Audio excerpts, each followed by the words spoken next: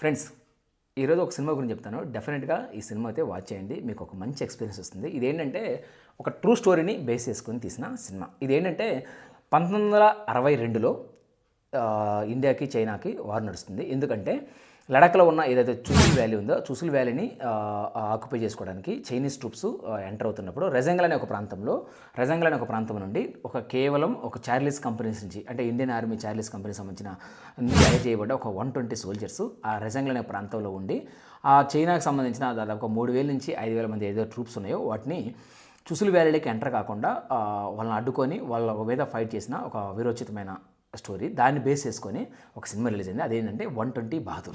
So ఈ cinema release అయ్యి చాలా అవుతుంది, కానీ ఈ సినిమా ఒక హిందీలో రిలీజ్ అయింది, రిమైనింగ్ ఏ లాంగ్వేజ్ రిలీజ్ అయింది కాదు. జస్ట్ వీక్ బ్యాక్ ఇది అమెజాన్ ప్రైమ్లో రిలీజ్ అయింది. సో ఇదేంటంటే ఆ 120 సోల్జర్స్ ఎవరైతే ఉన్నారో ఆ 120 సోల్జర్స్ లీడ్ చేయడానికి మేజర్ సైతాన్ సింగ్ ఉంటాడు. సో మేజర్ సైతాన్ సింగ్ తో పాటు ఆ రిమైనింగ్ ఎవరైతే సోల్జర్స్ ఉన్నారో వాళ్ళంతా ఈ చైనీస్ సంబంధించిన ట్రూప్స్ని ఎలా అడ్డుకున్నారని చెప్పేసి ఈ సినిమా ఉంటుంది. సో లిటరల్గా చెప్పాలంటే ఈ 120 సోల్జర్స్లో 114 మంది చనిపోతారు, కేవలం 6 మంది మాత్రమే బతుకుతారు. అందులో ఈ మేజర్ సైతాన్ సింగ్ కూడా చనిపోతాడు. అంటే లిటరల్గా చెప్పాలంటే ఇండియన్ ఆర్మీ హిస్టరీలోనే కేవలం ఒక 120 మంది అంతమంది చైనీస్ సోల్జర్స్ని అడ్డుకొని పోరాడడం అనేది ఇండియన్ ఆర్మీ హిస్టరీలో గొప్పగా చెప్తారు. ఎందుకంటే వాళ్ళు చూపించిన అన్బీటబుల్ కరేజ్ అవ్వచ్చు, వాళ్ళు ఇచ్చిన సాక్రిఫైస్ అవ్వచ్చు, వాళ్ళకున్న ప్యాట్రియటిజం అని చెప్పేసి ఇండియన్ ఆర్మీ హిస్టరీలో గొప్పగా చెప్పుకుంటారు.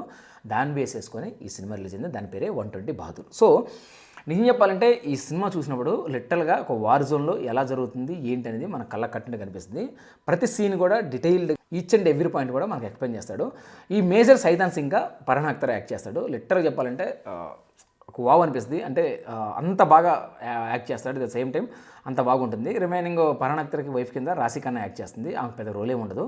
సో సినిమాలో చాలా వరకు మనకు చాలా ఒక ఇన్స్పైర్ చేస్తుంది ఆ బ్రేవ్ అటెంప్ట్ అని చెప్పేసి. ఎందుకంటే ఇప్పుడు కూడా రెజంగ్లాలో ఎవరైతే చనిపోయిన సోల్జర్స్ ఉన్నారో 113 మంది సోల్జర్స్ని అక్కడే దహన సంస్కారాలు నిర్వహిస్తారు. వాళ్ళ గుర్తుగా హైర్ ధామ్ అని చెప్పేసి అక్కడే ఒక మొన్యుమెంట్, వాళ్ళకి స్మారక స్తూపం కూడా కడతారు.